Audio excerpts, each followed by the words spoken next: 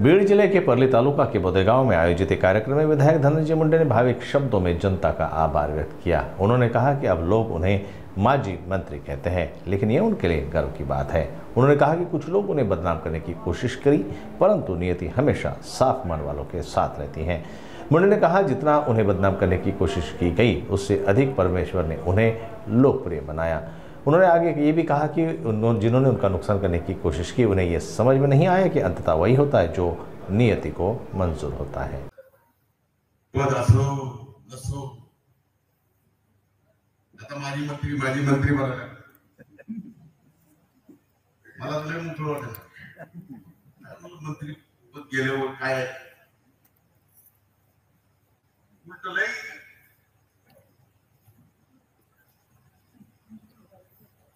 प्रसिद्धी मिळाली। कधी कधी काही गोष्टी काही जण एखाद्याचं वाईट करायला गेला, तेवढ्या दिवस संकट सहन केलं, पण त्या वाईट करणाऱ्यांनी माझं हे लक्षात आलं नाही, शेवटी नियतीला काय मान्य असतं। आपली जर साफ मन असेल तर नियती सुद्धा आपल्या सोबत राहते। मी हे कायम म्हणतो, जेवढं बदनाम करायचा प्रयत्न केला त्याच्यापेक्षा जास्त न बोलता परमेश्वराने लोकप्रिय मंत्री नसता।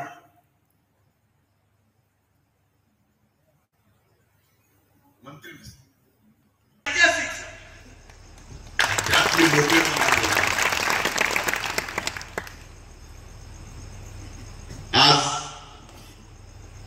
या भूमिपूजनाच्या कार्यक्रमाला तात्या सर्व गावकऱ्यांनी मला निमंत्रित केलं। गावातल्या आपल्या सहकार्याची गावची निवडणूक सुद्धा कधी आपण हलक्यात घेतली नाही। जिल्हा परिषद पंचायत समिती सुद्धा आपण या ठिकाणी हलक्यात घेणार नाही। माझी आणि ताईंची आता महायुतीचं सरकार एकत्र आहे, याबाबत एकदा चर्चा झालेली आहे आणि मला खात्री आहे, मला विश्वास आहे की या निवडणुकीत सुद्धा भारतीय जनता पार्टी, राष्ट्रवादी काँग्रेस युती करून निवडणूक लढेल याचा मला विश्वास आहे। आणखी पूर्ण चर्चा होणं बाकी आहे, त्यामुळे आपण तसे निश्चित राहा, त्याची इच्छुक आहे उमेदवारी मिळते। फक्त बोदेगावच नाही तर या परिसरातील माझ्या प्रतिष्ठित नागरिक बंधू भगिनी,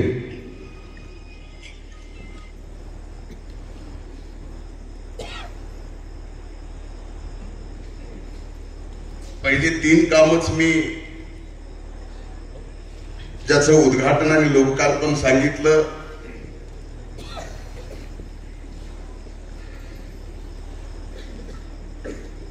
डोंगरी विकास मधून सुद्धा 42 लाख रुपयाचं सभामंडप दिलं संस्थेत। पांढन रस्त्याला दिले, पेवर ब्लॉकला दिले,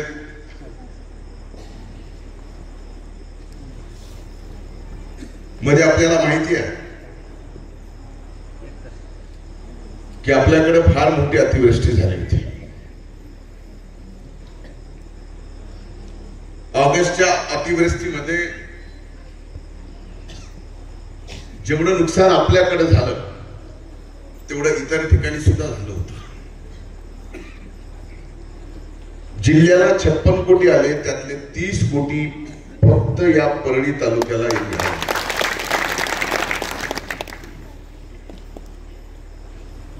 सप्टेंबर ऑक्टोबर महिन्यात झालेले जे नुकसान तेही खूप मोठं आहे। त्यासाठी संबंध जिल्ह्याला 577 कोटी रुपये आपण शासनाला मंजूर करायला लावले. वितरण सुद्धा त्याचं चालू आहे. दिवाळीच्या सुट्ट्याची अडचण आहे म्हणून शनिवारी आणि रविवारी सुद्धा बँक चालू ठेवण्याच्या आपण सूचना केलेल्या आहेत. दिवाळीला आलोय तर मोकळ्या हाताने आलो असं तुम्ही समजू नये. द्यायला चालू आहे.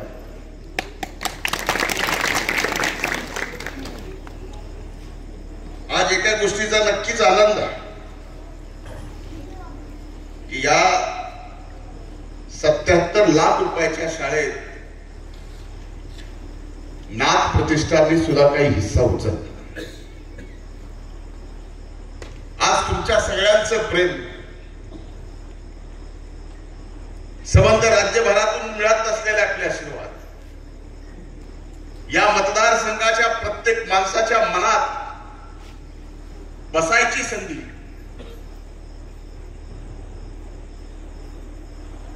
याच्या पाठीमागे सगळ्यात मोठा आशीर्वाद जर कुठला असेल तर नाथ प्रतिष्ठान मधून जी कामं आपण या ठिकाणी केली त्यात 1500 भगिनींचं कन्यादान करणं ही साधी सोपी गोष्ट नाही.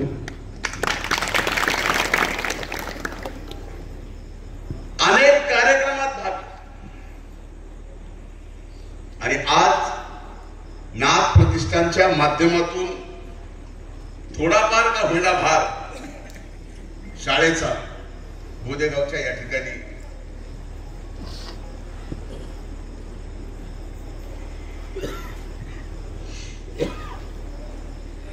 नाथ प्रतिष्ठानला घेतात.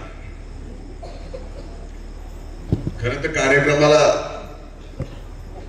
येईल का नाही येईल अशी परिस्थिती माझी कालपासून जरा जास्त आजारी आहे. थोडं कमी जास्त आणखीन महिनाभर होईल. पण आता लढाईच लागलेली आहे. नगरपालिकेच्या निवडणुका लागल्या, त्याच्यानंतर जिल्हा परिषदेच्या अनेक जरी आले.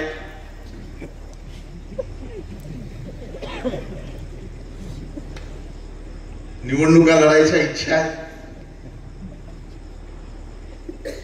पण मी आज आपल्या सर्वांना शब्द देतो की माझ्यावर तुमचे एवढे उपकार की या विधानसभेच्या निवडणुकीमध्ये उभ्या महाराष्ट्रात तुम्ही इतिहास घडवला. 1,42,000 मताच्या लीडनी मला निवडून दिलं. साधं आहे ते. भलेही लीडला आपण महाराष्ट्रात 3ऱ्या नंबरला असू, पण मत घ्यायला 1 नंबरला महाराष्ट्रात आपण 1,95,000 मत आपल्याला या ठिकाणी तुमच्या कृपाशीर्वादाने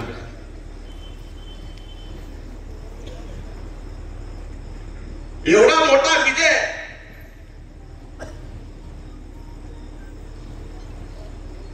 या मतदारसंघातल्या मायबाप जनतेने दिला.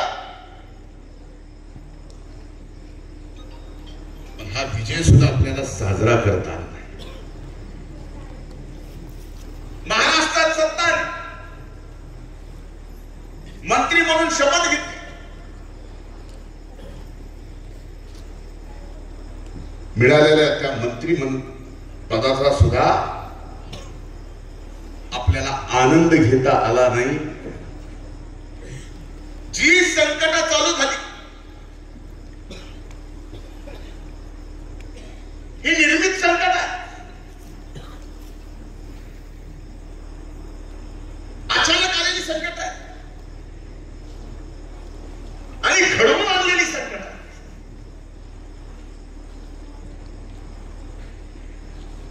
आणि घडवून आणलेल्या संकटामधून बाहेर पडायचं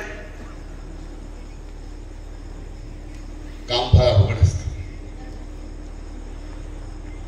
मला आठवतं सलग दिवस एका घटनेचा ज्यात माझा काही अर्थार्थी संबंध नाही,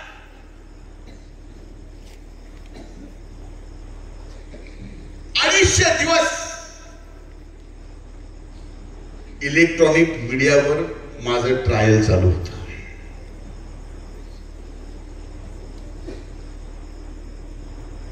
मी कुठल्याही माध्यमाला बोलत नव्हतो.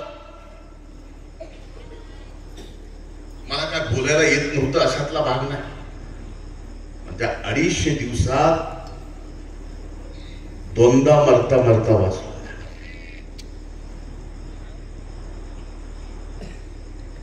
2 वेळेस मेंदूच्या अटॅक. शेवटी आज मी तुमच्या समोर आहे हे तुमच्या सगळ्यांच्या आशीर्वादानंच. आणि इथून पुढे सुद्धा आता तर नीट झालं. आपल्या सगळ्यांच्या सेवेत आहे. आणि निवार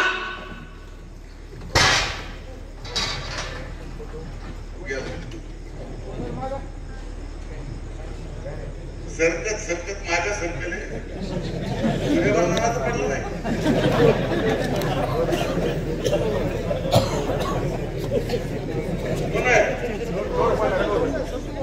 स्वतः आहे तो मरी तो बदल वाढून तुला कुठं बी त्या काही समजल्या.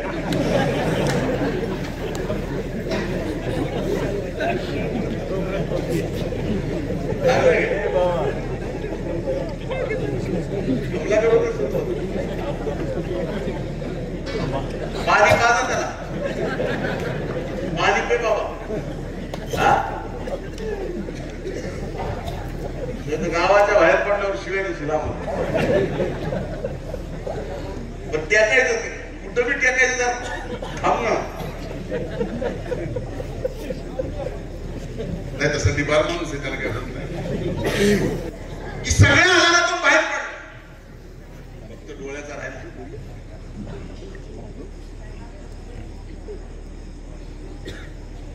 एक महिन्यानंतर ह्या इलेक्शन पार पडल्यानंतर एखाद्याची तब्येत कशी असती ती सुद्धा तुम्ही बघता. एवढ्यात आणि कशासाठी फक्त आणि फक्त तुमची सेवा करायची. तुमच्या सेवेच्या पलीकडे दुसरं काही नाही.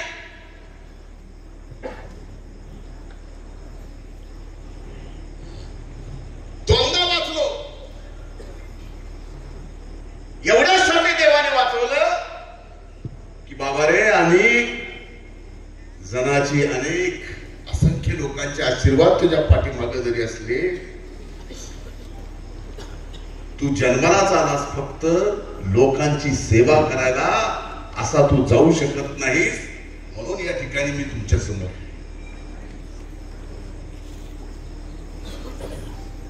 काय संकट आलं कोण काय माझ्या विरोधात बोललं. एक व्यक्ती म्हणून माझ्या विरोधात कुणी कितीही बोला व्यक्ती म्हणून बोलले. जातीला शिव्या दिल्या, परळीच्या या मातीला सुद्धा शिव्या. हे सगळं सहन केलं.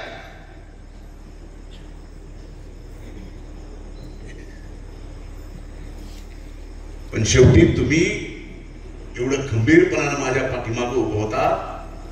मी 4-5 महिने संपर्कात तुमच्या नव्हतो तरी सुद्धा आपण सर्वांनी ताकदीनं माझ्या परस्पर खाली काम सामान्य माणसाची करत. मला आज जास्त काय बोलायचं. एक वेळ येईल लवकरच येईल. त्या दिवशी मात्र तुमच्या समोर प्रामाणिकपणानं मन. 2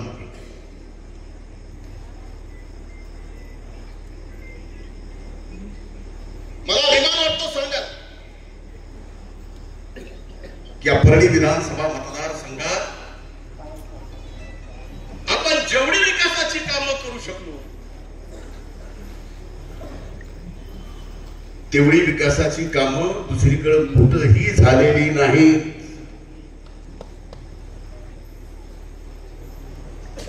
प्रकाशराव कावळे माझ्याकडे वेगळ्या नजरेने बघायले.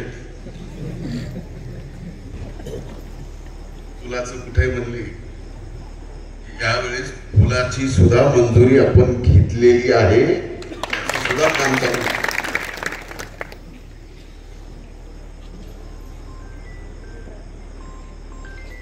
ज्या रस्त्याचे काम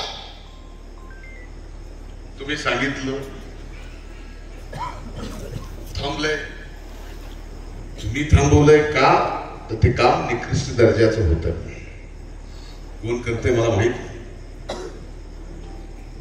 पण सांगायला अभिमान वाटतो की परळीमध्ये जाणारा आणि परळीतून बाहेर पडणार कुठलाही रस्ता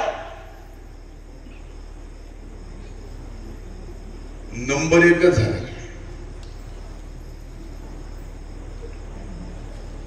परळी अंबाजोगाई आपण केला, परळी बीड काम चालू आहे,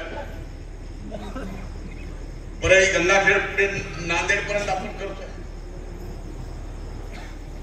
हा सगळा निधी आणि गाव पातळीवरच्या अगदी पांढरण रस्त्यापासून सभागृहापासून त्या मोठ्या मोठ्या रस्त्यापर्यंत सगळ्या गोष्टी केल्या.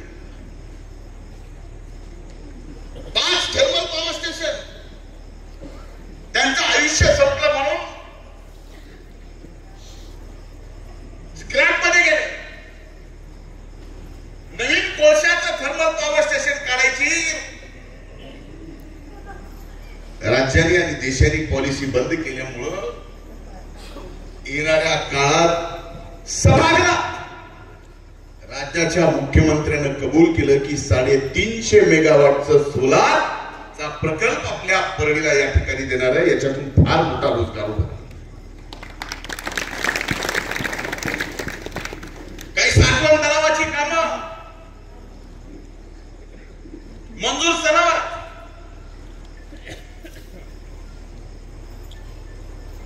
डिसेंबर मध्ये त्या कामाची टेंडर सुद्धा निघते.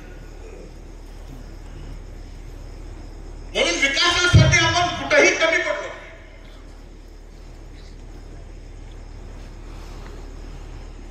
आपले संबंध एवढे गावाचा विकास तर केलाच, आपल्या जीवाभावाच्या सहकार्याचा सुद्धा विकास केला. एक वेळ होती 2012ची मला आठवत,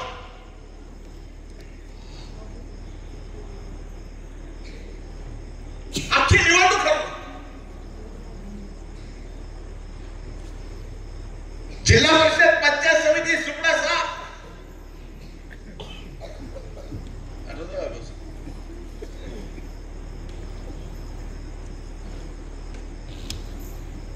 तिथून सगळ्या गोष्टी स्वतंत्रपणा या जीवाभावाच्या सर्व सहकार्याला सोबत घेऊन कधी मलाही वाटलं नव्हतं की 12च्या निवडणुकीत अशा पद्धतीने पडल्यानंतर 17च्या निवडणुकीत शिवाजीराव शिरसाट जिल्हा परिषदेचे अध्यक्ष होते.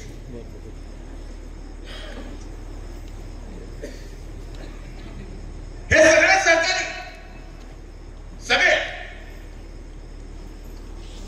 काही ना काही पदावर आपण बसवू शकलो. उगाच नाही, काम करत करत सामान्य माणसाच्या मनात स्थान निर्माण केलं म्हणून आज आपण या ठिकाणी इथपर्यंत आलो. अनेक जणांच्या अपेक्षा आहे येणाऱ्या निवडणुकीत उभं राहायचं, उमेदवारी द्यायची आहे. आजच्या कार्यक्रमाच्या निमित्तानं राजेश्वर आवाज या पद्धतीने बोलत होते, जेवणाचंच वर्णन करत होते.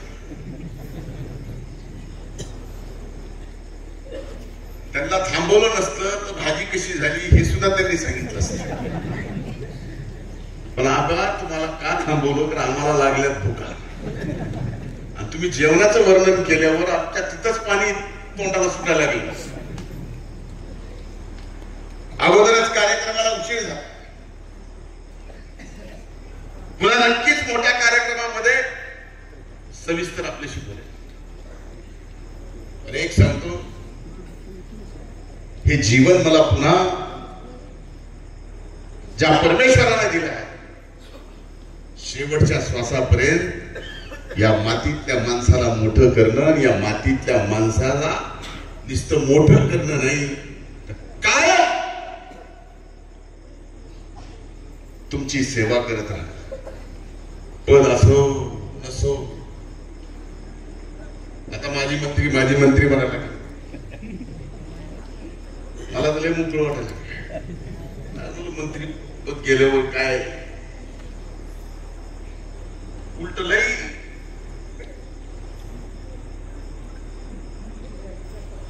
प्रसिद्धी मिळाली. कधी कधी काही गोष्टी काही जण एखाद्याचं वाईट करायला बघतात. गेला प्रयत्न, तेवढ्या दिवस संकट सहन केलं,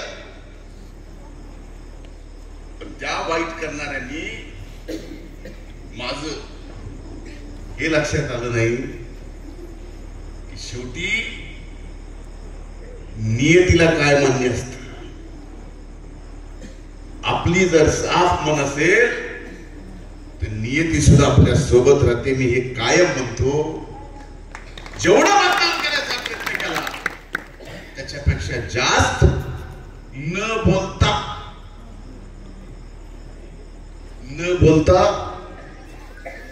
परमेश्वराने लोकप्रिय केलं.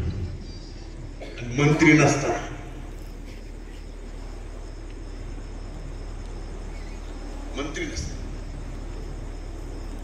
हे तुमच्या सगळ्यांचे आशीर्वाद आहे, तुमच्या सगळ्यांचं प्रेम आहे, म्हणून हे घडतं.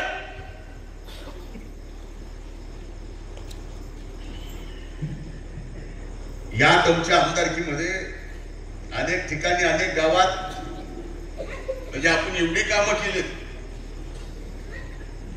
त्याचं भूमिपूजन नाही तुमच्या पातळीवर, उद्घाटन बी तुमच्या पातळीवर आहे. आणि इथून पुढच्या काळात सुद्धा आता ज्या मागण्या केल्या, मला वाटलं एवढ्यावर भागल.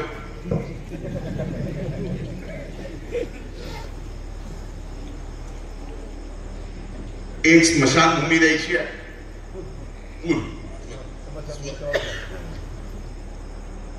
ते पूल देण्याचं सुद्धा मी वचन देतो. एक सभागृह द्यायचे, त्याचं सुद्धा वचन, एक न दोन द्यायची. हा सिद्ध ते दोन्ही या ठिकाणी सभागृह देतो आणि शब्द देतो की कायम तुमच्या सेवेत राहील. तुम्हालाही वाटलं की मी बराच वेळ बोलेल म्हणून सुरुवातीला सांगितलं की वेळ एकदा नक्की येणार आहे. परळीमध्ये अभूतपूर्व ऐतिहासिक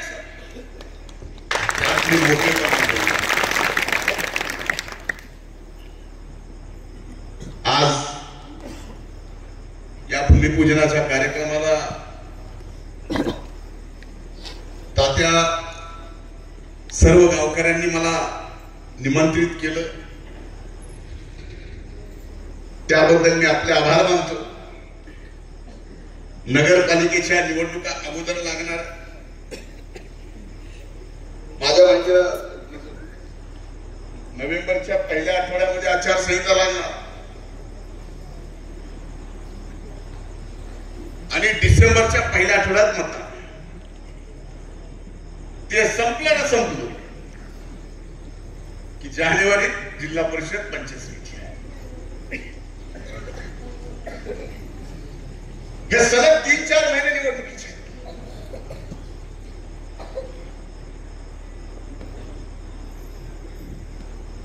त्यामुळे गावागावात जाणं, प्रत्येक गावाचा दौरा करणार, पण अगोदर जरा एक नगरपालिकेचं सगळं व्यवस्थित करून पुन्हा गाव टू गाव या ठिकाणी मी स्वतः दौरा करणार आहे. आणि एक लक्षात घ्या, शेवटी ग्रामपंचायतीची निवडणूक असो, गावातल्या आपल्या सहकार्याची गावची निवडणूक सुद्धा कधी आपण हलक्यात घेतली नाही. जिल्हा परिषद पंचायत समिती सुद्धा आपण या ठिकाणी हलक्यात घेणार नाही. माझी आणि ताईंची आता महायुतीचं सरकार एकत्र आहे, याबाबत एकदा चर्चा झालेली आहे आणि मला खात्री आहे, मला विश्वास आहे की या निवडणुकीत सुद्धा भारतीय जनता पार्टी, राष्ट्रवादी काँग्रेस युती करून निवडणूक लढेल याचा मला विश्वास आहे. आणखी पूर्ण चर्चा होणं बाकी आहे. त्यामुळे आपण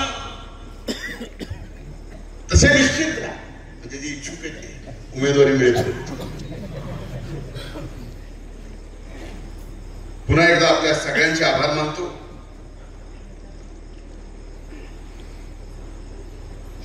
आपल्या सर्वांचे आभार मानत असताना तात्या ज्यावेळेस माझ्या तब्येतीच्या बाबतीत बोलत होता त्यावेळेस मी समोर अनेकांच्या डोळ्यात डोळे पाणवलेले, जीवनात काय मिळवायचं हे प्रेम जे तुम्ही दिलंय ते एका जीवनात फिटणार नाही. माझ्या अंगावरची कातड्याची जोडी करून जरी तुम्हाला घातले तर ते फिटू शकणार नाही. एवढं प्रेम आशीर्वाद तुम्ही दिला, तो प्रेम आशीर्वाद कायम ठेवा, एवढीच कळकळीची विनंती.